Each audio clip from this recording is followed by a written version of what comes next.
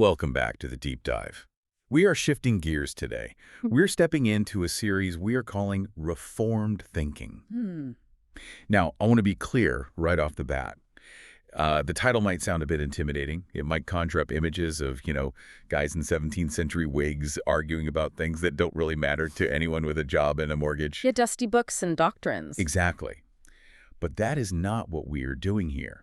We are here to look at how robust historic theology, well, how it changes the way you see the actual world you live in. And today, We're going big. today we are swinging for the fences. We really are. Yeah. We are tackling the doctrine that most people, I think, would say is the most abstract, the most confusing, and frankly, the least practical thing in the entire Christian faith. We are talking about the Trinity. And I have to be honest with you, and I think I speak for a lot of people listening right now. When I hear the Trinity, my brain it just shuts down a little. It's understandable. It feels like high-level math. It feels like one of those things you have to sign off on to join a church, but then you stick it on a dusty shelf and you never look at it again. Yeah.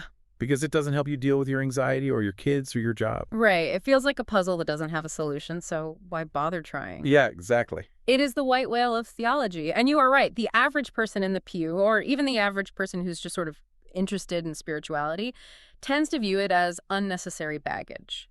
But that assumption that theology is distinct from real life is exactly what C.S. Lewis is attacking in the text we're covering today. Okay, what's the source? We are looking at Mere Christianity, specifically Book 4, Chapter 2.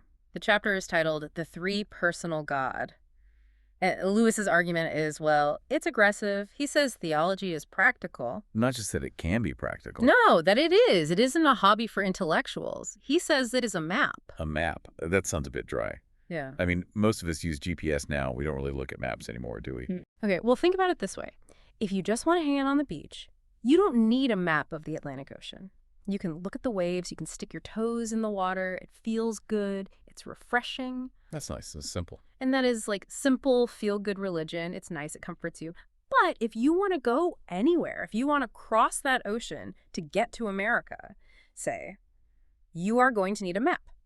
And that map might look boring. It's just a piece of paper with colored lines on it. It's not as exciting as the beach. But I'll tell you what, if you are out in the middle of the Atlantic and a storm hits, you are going to be very, very glad you have that boring piece of paper. So you're saying the Trinity is the map of the ocean of God? That is the claim. If you want to get to the destination, which is God himself, not just a feeling about God, you need the map.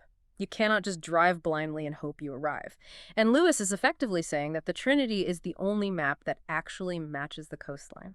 I see. So if the map is wrong, you crash the ship. Okay, so our job today is to open up this map. We want to take this text and dismantle the idea that God is some vague impersonal mist. We want to show how the doctrine of the Trinity explains the very structure of reality. It's foundational. And honestly, looking at this through our Reformed lens, holding to the Westminster standards, I really appreciate how Lewis defends the specific personality of God. He just refuses to let us settle for a vague spirituality. He demands precision. And that is something we value in our tradition, isn't it? We believe God has revealed himself clearly, not vaguely. And Lewis starts that clarification with a very sharp distinction. It is a distinction that, I will be honest, most people miss completely. Now what's that? It is the difference between making and begetting. Okay, let's stop there, because in modern English, we pretty much use these words as synonyms. Yeah. If I say, I made a sandwich or a father made a cradle, it makes sense. We don't really use the word beget anymore unless we are reading the King James Bible. It sounds archaic. It does. So why does Lewis think this distinction is the key to the whole universe? Because it is the hinge upon which the distinction between the creator and the creature turns. It's everything. Lewis breaks it down so simply. To beget is to become the father of something that is the same kind as yourself. Okay. A man begets a human baby. A beaver begets a little beaver. A bird begets an egg, which turns into a bird. The offspring shares the nature of the parent. 100%. Right. Same species, same essence. A human doesn't give birth to a puppy. You get what you are. Correct. But when you make something, you are creating something of a different kind. A bird makes a nest. A beaver makes a dam. A man makes a wireless set. Or, to update the language, a man makes a smartphone. Or, to use Lewis's specific example, a man makes a statue. The statue analogy. I want to dig into this one because it's a bit haunting if you really think about it. It is. Imagine a master sculptor. He spends years on a piece of marble. He carves a man. It is perfect. It has the nose, the eyes, the muscle definition. If you stand 10 feet away, you might actually think it is a real person. It has the likeness of a man. The perfect likeness. But walk up and touch it. It's cold.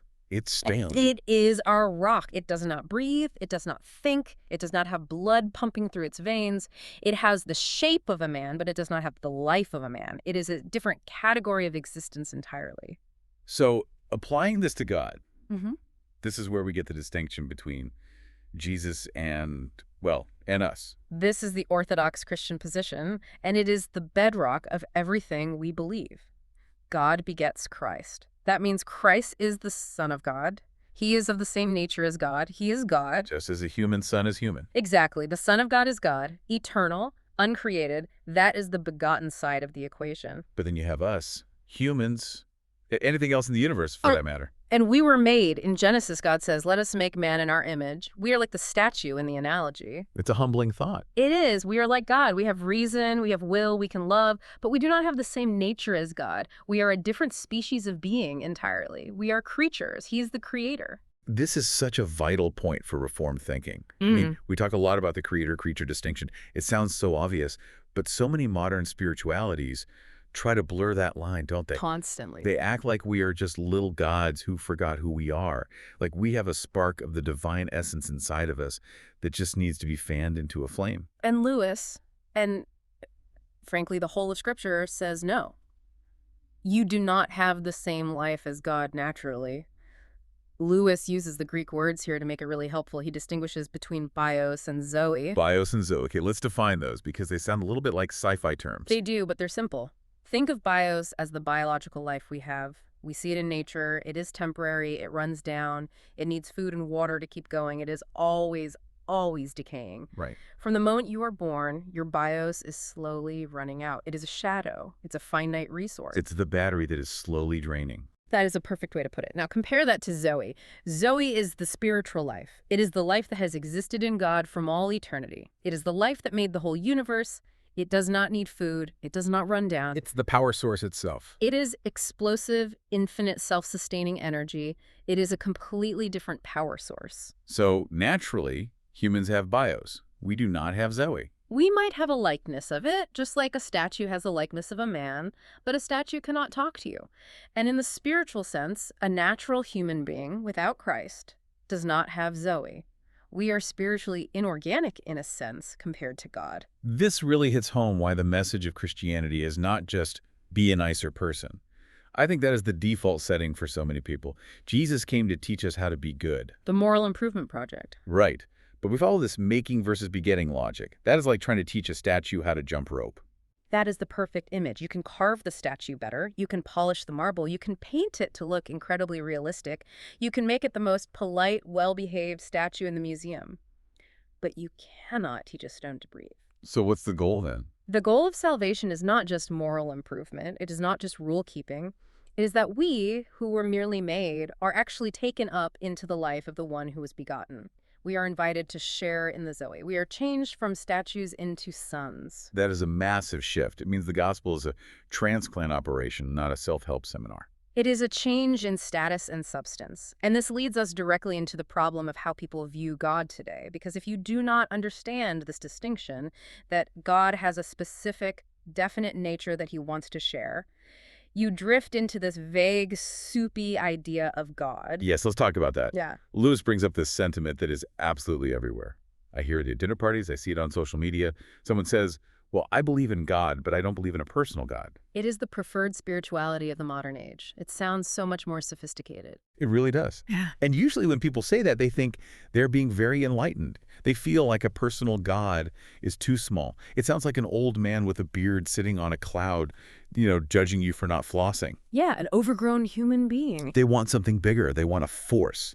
They want something vast and mysterious and, well, impersonal. And Lewis is brilliant here. He points out a linguistic trap that we all fall into. People feel that personality implies limitation. I am a person, so I am limited to this body, this time, this space. I can get confused, I can get tired. So they think if God is infinite, he cannot be a person. He must be beyond personality. And Lewis says, sure, Christians agree. Christians absolutely agree that God is more than a person. He isn't less. But here is the trap. If you take away personality, if you take away will, love, speech, intent, what are you left with? Not much. You are not left with something super personal. You are left with something subpersonal. You were left with electricity. Yeah. Or gravity. Or just stuff. Think about gravity. Gravity is vast. It covers the entire universe. It holds the galaxies together. It is incredibly powerful. But gravity does not know you. Gravity does not love you. No. If you slip off the edge of a cliff, gravity does not decide to catch you because you are a good person or drop you because you are bad. It just acts. It is a machine, a blind force. And Lewis argues that when people say they want an impersonal God, they're usually swapping a father for a battery. That is a downgrade. It is a massive downgrade. Hey. But ask yourself why people want that. What's the appeal of a battery over a father? Oh, I think I know why. A battery doesn't ask you to change your life. That is it. Right. A battery doesn't have moral opinions. A force doesn't care if you are greedy or kind. You can plug into a force when you need energy and then unplug when you want to do your own thing. It's convenient. It's safe. It's safe. A personal God, a living God, is not safe. He has opinions. He can speak. He can forbid things. That is terrifying to us. It's the difference between having a radiator in your room and having a roommate. The radiator keeps you warm and shuts up. The roommate has thoughts, feelings, and might tell you to pick up your socks. And Christianity says God is the ultimate roommate, to use your analogy. He is the living one.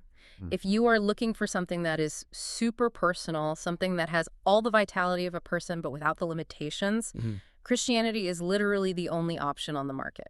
What do you mean by that? Well, every other philosophy either gives you a finite God, like the Greek gods who were just big people with superpowers and bad tempers. Right, very limited. Or it gives you an impersonal absolute, like a cosmic soup. Only Christianity says God is alive, communicative, and personal, yet infinite. There's another aspect of this impersonal view that Lewis attacks, and I think this is fascinating. It is the drop in the ocean idea. You hear this in pantheism, you hear it in some Eastern philosophies, and you hear it in pop spirituality all the time. Yeah. The idea is that when we die, or when we reach enlightenment, we are absorbed into God. Like a drop of water falling back into the ocean. Right. And people say this with a sigh of relief. It sounds so peaceful. You blend in. You stop worrying. You stop hurting. You just become part of the OSOL. But analyze the analogy. Lewis demands we look at the facts of the analogy. What actually happens to the drop of water when it hits the ocean? It is gone. I mean, the water molecules are there, but the drop, the distinct entity that was me, it ceases to exist. It's annihilated. For the drop, absorption is death. It is the end of individual existence. If that is what happens to us, then salvation is just a nice word for annihilation. It means you do not exist anymore. You are erased. It's not very appealing when you put it that way. Not at all. But the Christian view of entering into God's life is completely different. How so? Because we talk about being one with Christ. That sounds a lot like absorption. It sounds like it, but the mechanics are the polar opposite. In the Christian view, when we are taken up into the life of God, into that Zoe, we do not become less of ourselves. We become more of ourselves. That is a paradox. Usually if I give myself up to something, I lose my independence. I lose a part of me. In the physical world, yes. But in the spiritual world, no. Think about our Reformed theology regarding effectual calling. God calls you. He calls you by name. He does not call a generic blob of humanity. He calls individual. He calls individuals, and when you are united with Christ, you do not dissolve. You are restored.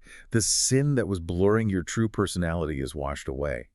The selfish neuroses that make you you, those are actually the things suppressing your real self. Ah, I see. When those are gone, the real you, the you God intended from before the foundation of the world, finally emerges. So union with God actually validates your personhood. It doesn't erase it. That is the claim. You are never more truly yourself than when you are completely given over to Christ. The force absorbs you. The Father adopts you. That is a critical difference. Adoption implies you remain a person. You become a son or a daughter, not a molecule of water. I really like that distinction. The force absorbs you. The Father adopts you. That crystallizes why this impersonal spirituality is actually quite bleak when you drill down into it. It promises peace, but the price is the suicide of the self. While Christianity promises life, but the price is the surrender of the will. And that surrender leads to the restoration of the self, the great paradox of the faith. It is. But now we have to get to the mechanics of how God can be this super-personal being. Because the critics will say, okay, you want a personal God who was also infinite, but you Christians claim God is three persons. That is just bad math. 1 + 1 + 1 = 3, not 1. We've all heard that one. Exactly. And honestly, it is a valid objection on the surface. If I told you I had 3 apples in my bag, but also only 1 apple, you would tell me to go back to kindergarten. It sounds irrational. It sounds irrational if you say on one level of reality. But Lewis brings out his most famous analogy here to show us why it isn't irrational. It is just multidimensional. He gives us a little geometry lesson. I am terrible at math, so walk me through this slowly. We are going to flatland. We are going to flatland. I want you, the listener, to visualize this with us. Imagine a world that is only one-dimensional, just a straight line. The beings on it can only move forward and backward. They have no concept of sideways. Okay, I'm a dot on a line. Now let's go up a dimension to a world that is two-dimensional, a flat sheet of paper. And on this paper, you have beings living there. They are flatlanders, they have length and width, but they have no depth. They literally cannot conceive of up or down off the page. Right. I'm a 2D stick figure. My whole world is flat. In your world, you know what a square is. It is 4 lines connected together. Now, if you see a square drawn on the page, that is one separate shape. If you see another square next to it, that is 2 shapes. 2 distinct objects. They cannot be in the same place at the same time. They are distinct. If I try to put them on top of each other, they just become one messy square. Right. Now, imagine I, a 3D human, come along. I have a cube, a die, like from a board game, Yeah. and I place it down on your paper world. What do I see as the stick figure? Well, where the cube touches the paper, you just see a square. You see the bottom face of the cube. That's all your 2D eyes can perceive. But I, from the 3D world, tell you, hey, stick figure, this object you are looking at is actually made of 6 squares. And I would tell you that you were lying or that you're crazy. You would say, that is impossible. 6 squares cannot be one thing. They would have to be spread out flat next to each other. But in the 3rd dimension, in my world, I can fold those 6 squares together to create a solid body. The squares are still there. They have not lost their squareness, but they are combined in a way that the 2D world simply cannot comprehend. So Lewis is arguing that the Trinity is essentially a higher dimensional reality. That is the claim. As you go up in reality, from lines 1D to shapes 2D to bodies 3D, things do not get simpler. They get richer. They get more complex. In 1D, a line is just a line. In 2D, lines combine to make a shape. In 3D, shapes combine to make a body. And notice the pattern here. As you advance to higher levels, you do not leave behind the things you found on the simpler levels. You still have lines, you still have squares. Yes. But they are combined in new ways you could not imagine if you only lived on the lower level. And this is exactly how he maps the Trinity. Let's look at the human level. Let's call that the 2D world for our analogy. On our level, one person is one being. I am one being, you are a separate being. If you have 2 people, you have 2 separate beings. That is the rule of our dimension. That's our reality. So when we look at God, We are looking at the divine level, a higher dimension. And just like a cube combines 6 squares into one object, the divine level combines 3 persons into one being. so it isn't that the math is wrong. It is that it is higher math. It's super personal math. In God's dimension, you find a being who is 3 persons while remaining one being, just as a cube is 6 squares while remaining one cube. To the stick figure, it looks like a contradiction. To the person holding the cube, it is just geometry. This really helps with the logical objection. Because if we are just 2D stick figures trying to understand a 3D God, of course it is going to break our categories. We shouldn't expect to be able to draw it perfectly on our flat piece of paper. Exactly. We can get a glimpse of it, like the square on the page, but we can't see the whole cube from our perspective. And Lewis makes a brilliant apologetic point here. He says this very paradox actually makes him trust Christianity more. Why is that? Usually people want religion to be simple. Simple is easy to sell. Because if we were making this up, if a bunch of guys in a room were inventing a religion 2,000 years ago, we would have made God simple. We would have made him like us. One person, one being. Easy to understand, no headaches. We would have made a big king in the sky. Or we would have made an impersonal force. We wouldn't have invented this bizarre 3 and 1-dimensional complexity. No, you wouldn't. The fact that the Christian God fits this cube model, something we could not have guessed, something that breaks our categories but ultimately makes sense of the data, suggests it is real. Reality is usually stranger than our guesses. That is a great point. Reality is weird. I mean, the table in front of me looks solid. It feels like hardwood. But physics tells me it's mostly empty space and vibrating atoms. That is weird. It contradicts my senses. But it is true. It is. The Trinity is weird. But that strangeness is a mark of authenticity. It smells of reality, not invention. And it fulfills personality. It does not negate it. We do not lose the Father or the Son in the mix. They are distinct, yet one. Just as the squares in the cube are distinct, yet they make up one solid body. So, we have established the what of the Trinity using this dimensional analogy. It gives us a framework. It helps us not to feel like it's just nonsense. But Lewis, being Lewis, immediately pivots. He knows that you can understand the geometry of a cube and still be a miserable person. Right. Knowledge about the map is not the same as taking the journey. You can memorize the map of the Atlantic and still never leave the dock. Exactly. So he takes us from high theory into a bedroom. And this scene really stopped me in my tracks when I reread it this time. He describes an ordinary, simple Christian kneeling down to say his prayers. This is one of the most important passages in the book because it takes the abstract and makes it breathtakingly concrete. Lewis says, look at what is actually happening in that messy bedroom with the clothes on the floor. The man is praying.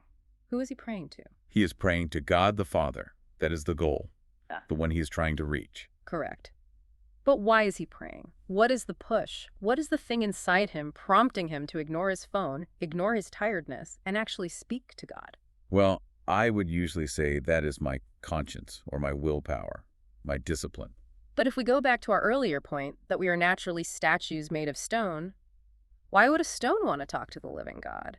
We are dead in our trespasses, as the Apostle Paul says. We don't naturally seek God. So the impulse itself isn't from us. Lewis argues that the motive power, the engine inside him driving that prayer, is God the Holy Spirit. God is inside him, acting as the battery pack, pushing him toward the Father. Okay, so God is the destination, Father, and the engine, Spirit. But there's a third element.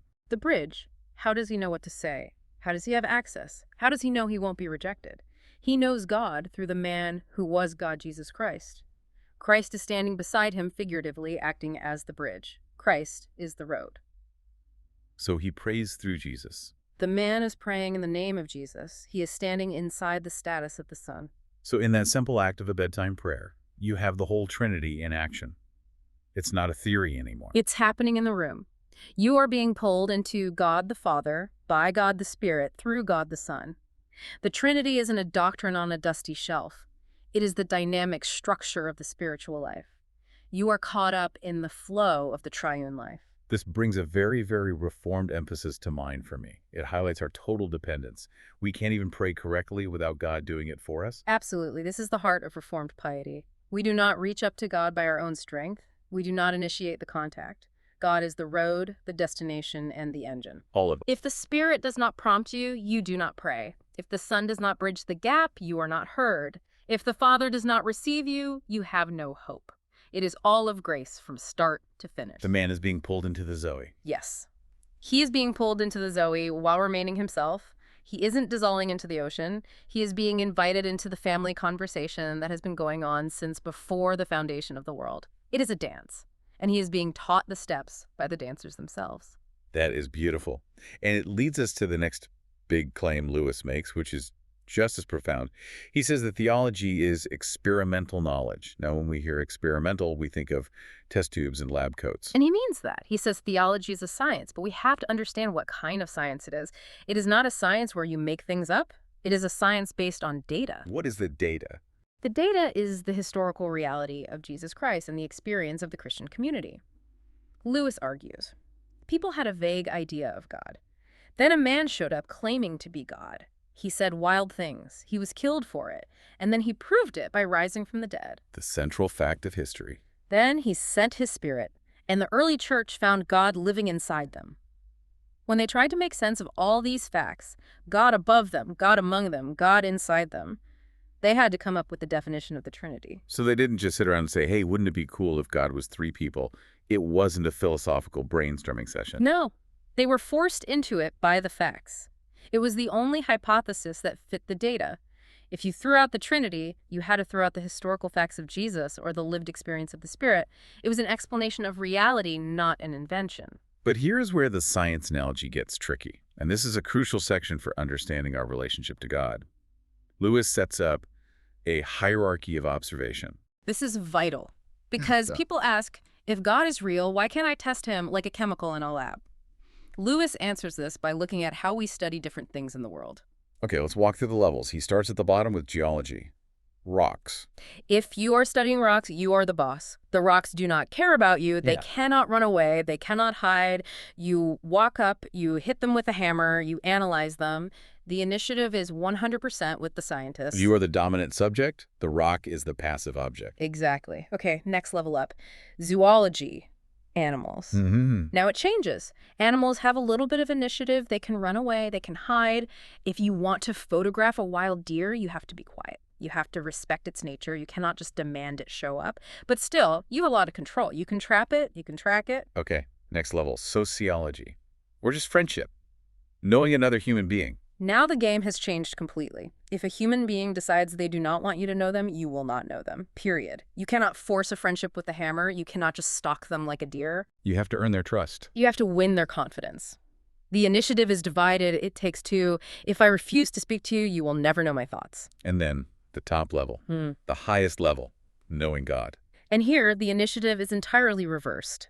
With rocks, you have the initiative. With God, he has the initiative. Total initiative. If he does not show himself, you cannot find him. You cannot summon God. You cannot trap God in a test tube. You cannot force him to appear. This is so consistent with our Reformed understanding of Revelation. We believe in a God who speaks. If he stayed silent, we would know nothing. We would be agnostics at best. The only reason we know anything about God is because he chose to reveal it. And this leads to a very hard question. Why does he reveal himself to some and not others? Why is God so hidden to so many people?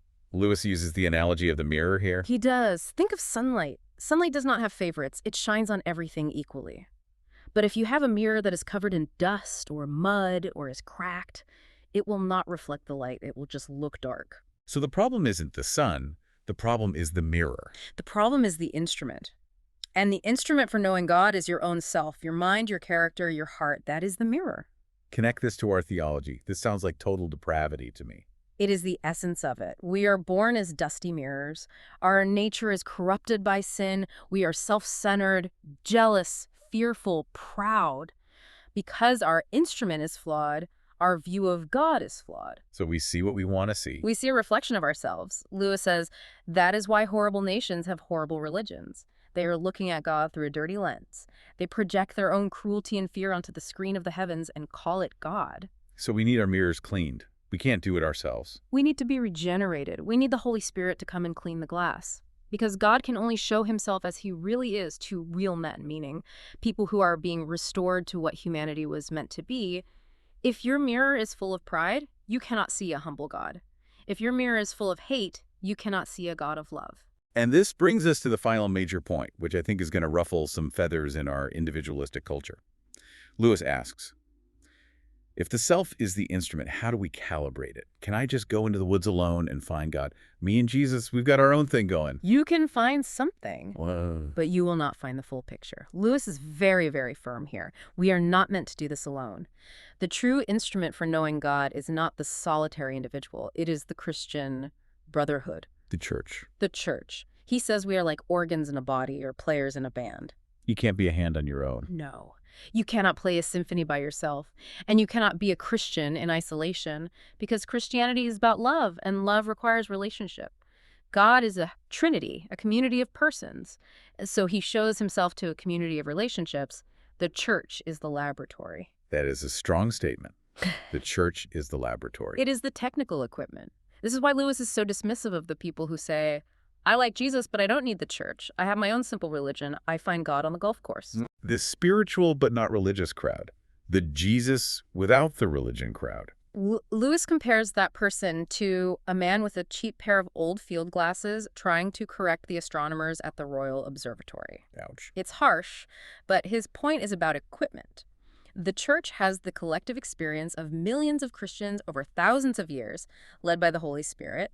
They have the telescope. The solitary guy has binoculars. He might be a clever guy. He might be sincere. He might be brilliant, but he does not have the equipment. He isn't giving himself a chance to see clearly. And Lewis notes, rather bitingly, that these new simple religions usually last about 2 years and then vanish. But the real science historic Orthodox Christianity keeps going. Complexity is evidence of truth. That is the bottom line. He says anyone can be simple if he has no facts to bother about. If you ignore the Trinity, the atonement, the dual nature of Christ, sure, you can have a simple religion, be nice to people. But that religion does not match the hard facts of reality. It's a map of a different country. A country that doesn't exist. Christianity deals with the hard facts: sin, death, history, redemption, and therefore, it is complex. Just like reality is complex. So to bring this all together, we have covered a lot of ground today, a lot of big ideas. We have. It's a dense chapter. We started with the distinction between making and begetting. We are made like statues. Christ is begotten, a son. We need to catch the Zoe life to become sons ourselves. Right. We talked about the superpersonal God. He isn't less than a person. He is more. Like a cube is more than a square. We looked at prayer as the practical application of the Trinity God pulling us into himself. God the goal, God the engine, God the road. The whole divine life in action. And finally, we saw that theology is a science where God holds the initiative, and we need the church, the clean mirror, the laboratory, to see him clearly. It is a robust, demanding, and incredibly rewarding picture of reality. It takes the math of the Trinity and turns it into the music of the Christian life. I love that, turning math into music. Now, before we go, I want to leave you with a thought, a final thing to chew on. We talked about how God has the initiative, how he is the one who prompts us. The motive power. Right. So here's the question for you, the listener. If God is the one who initiates contact, and if our mirror is naturally dusty and incapable of finding him on its own, what does that say about the very first impulse you ever felt to pray? Maybe it was when you were a kid. Maybe it was in a moment of crisis. Maybe it was just a quiet curiosity, a feeling of, what if? If Lewis is right, that wasn't you. That wasn't just your brain firing neurons. That was the cube reaching down into the square. That was the Zoe life already at work, pulling you into a higher dimension before you even knew what was happening. So you think you're the scientist looking for the specimen? But you're the specimen, and the scientist has been looking for you. You thought you were searching for God, but the whole time, he was the one drawing you. That changes everything. It means the search itself is evidence that you have been found. Something to chew on. Thanks for diving in with us. We'll see you next time on Reformed Thinking.